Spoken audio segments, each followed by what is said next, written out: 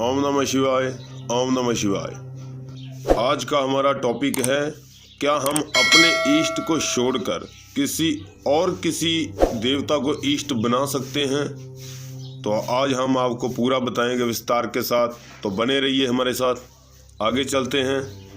हमारे जो बड़े लोग होते हैं वो इष्ट देव को आप खुद लेकर आते हैं घर में, तो उसके बाद हमारे जो आगे चलते हैं बेटे और बेटियां, उसके बाद वो मानने लगते हैं। तो जब उनको पूरा समझ आने लगता है तो उसके बाद वो बोलते हैं हम किसी और देवता को इष्ट बनाएंगे, जो हमारे पूर्वज लेकर आए हैं उनको नहीं बनाएंगे।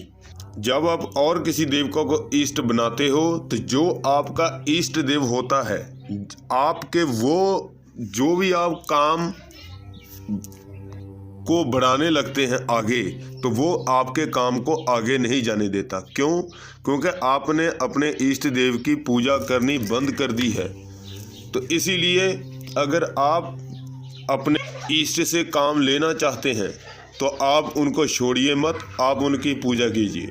देखिए, आपने एक टाइम ही पूजा कर सकते हैं, 2 टाइम नहीं कर सकते, 1 टाइम तो आप पूजा कर ही सकते हैं।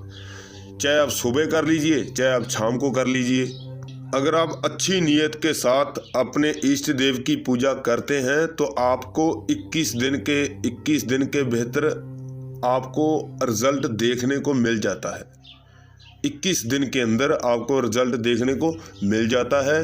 तो ज़्यादा नहीं बोलूँगा मैं, 1 टाइम ही पूजा कर लीजिए अपने इष्ट देव की, तो आपको किसी भी चीज़ की कमी नहीं होने लगेगी। वो हमारे घर का मेंबर माना जाता है, मेंबर होता है हमारे घर का। ठीक है, जैसे हम अपने बच्चों को देखते हैं ना, हमारे घर में 5 जाने हैं, 10 जाने हैं, ठीक है, वैसे ही हमारा देवता भी होता है। अगर आप अपने इष्ट को छोड़ देते हैं तो आपका नुकसान ही होगा, आपको लाभ नहीं होगा। तो इसीलिए आप अपने इष्ट को छोड़िए मत, आप उनकी पूजा कीजिए, अच्छे मन से पूजा कीजिए। ठीक है, आपको कभी भी हानि नहीं उठानी पड़ेगी अगर आप अपने इष्ट देव की पूजा करते हैं। वो आपका जुगों जुगों का इष्ट होता है। अगर आप उन्हें छोड़ेंगे, घर से निकालेंगे, तो वो कभी नहीं निकलेंगे घर से।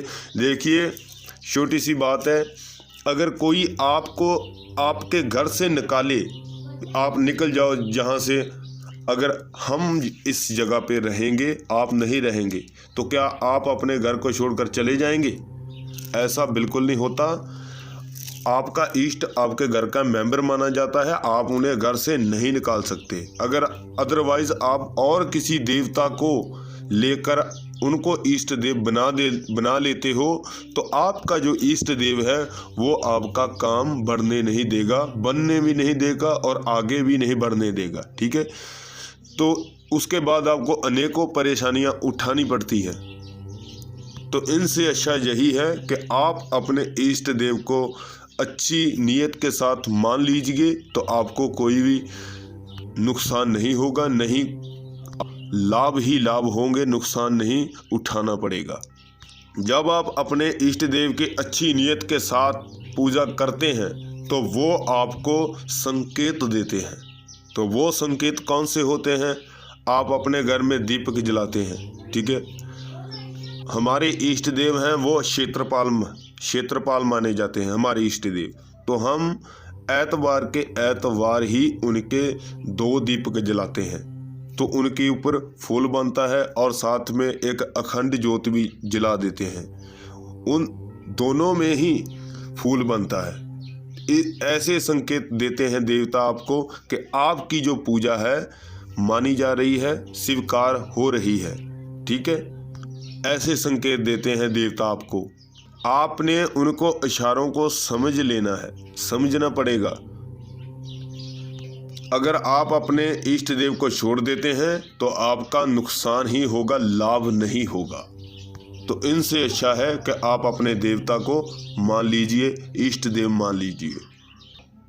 अगर बहुत ज़्यादा अच्छी नीयत के साथ, साफ नीयत के साथ उनको मानते हैं तो ऐसा नहीं है कि आपको 21 दिन के अंदर ही रिजल्ट देखने को मिलेगा। नहीं, आपको 4 दिन में भी रिजल्ट देखने को मिल सकता है, 5 दिन में भी, 10 दिन में भी, वो आपके ऊपर निर्भर करता है कि आप कैसे मानते हैं अपने इष्ट देव को।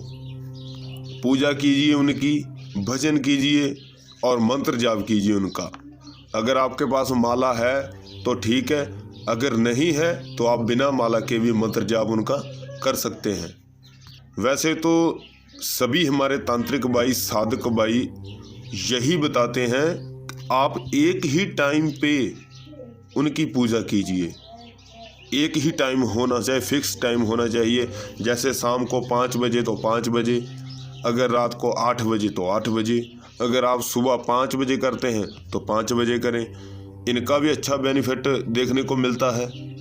ऐसे आपके देवता को, इष्ट देव को पता चल जाता है जो हमारा भक्त है वो इतने टाइम में हमें बुलाता है तो हमें जाना ही होगा।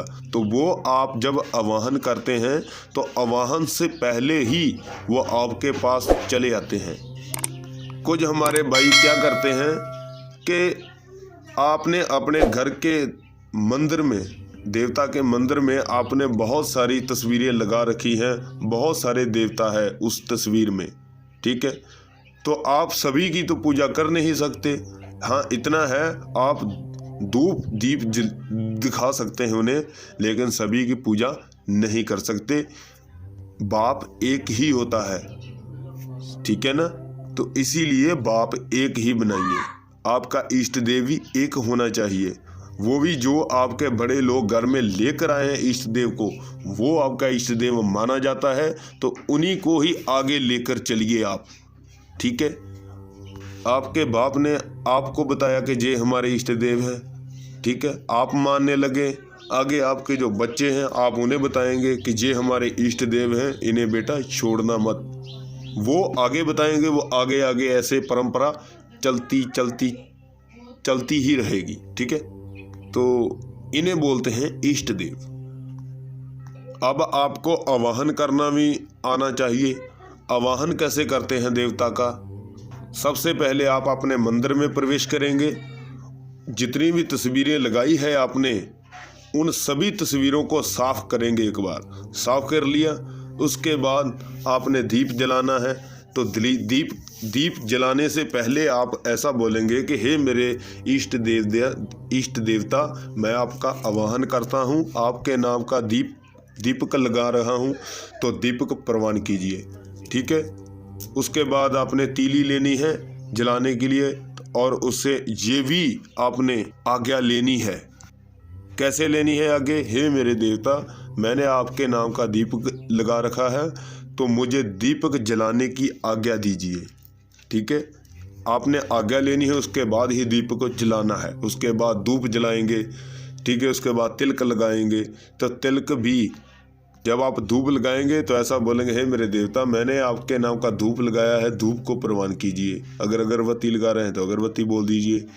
तिलक लगाने के टाइम भी आप ऐसा ही बोलेंगे, हे मेरे देवता, आपके नाम का मैं तिलक लगाने जा रहा हूँ, तिलक भी प्रवान कीजिए, ठीक है, ऐसा बोलना है।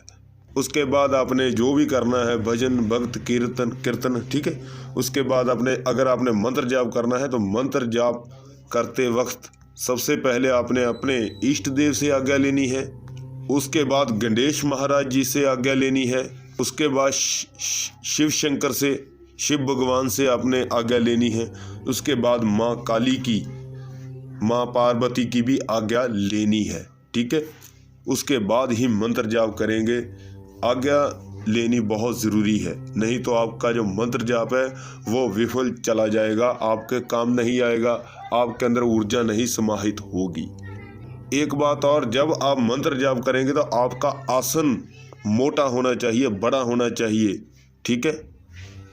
किसी भी कलर का हो वो चलेगा, कोई बात नहीं।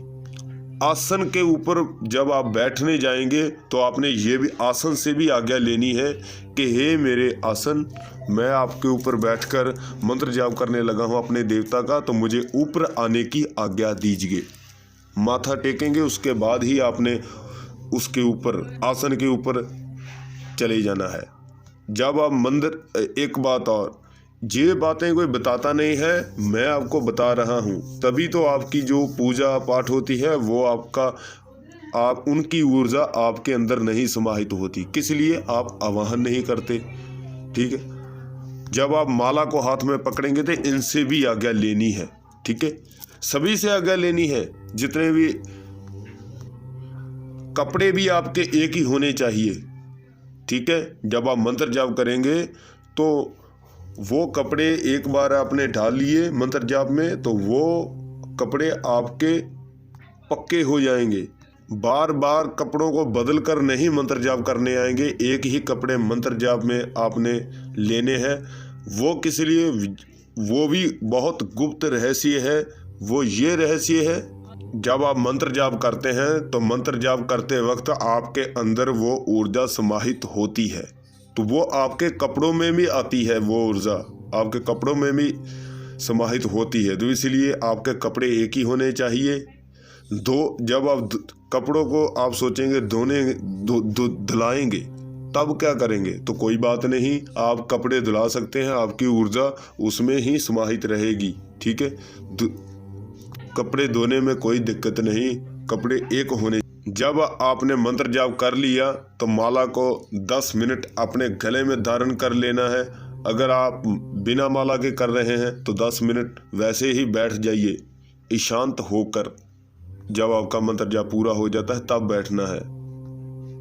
उसके बाद अपने अपने इष्ट देव से आज्ञा लेनी है कि हे मेरे देवता, अब आपका आराम करने का वक्त हो चुका है, तो आप भी आराम कीजिए और हमें भी आज्ञा दीजिए जाने की।